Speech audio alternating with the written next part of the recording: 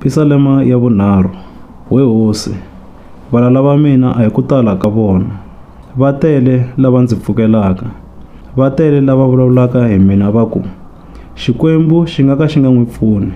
Kambe we hosi, u xihlangu xa mina matlhelo hinkwawo. Ndzi tidzunisa hi wena.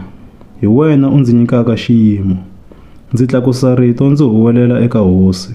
Kutani yi ndzi hlamula yi ri entshaveni ya yona leyo hlawuleka. Ndzi tilatile ehansi, ndzi etlela, kambe ndzi tlhela ndzi pfuka hikuva hosi ya ndzi seketela. A ndzi chavi vanhu va madzanadzana lava ndzi jamelaka matlhelo hinkwawo. Pfuka we hosi, Xikwembu xanga, ndzi ponise. Wena u baka valala va mina hinkwavo emarhameni. Wena u tshovaka meno ya lava homboloka. Ku ponisa ku huma eka wena hosi. Minkateko ya wena a yi ve ehenhla ka vanhu va wena.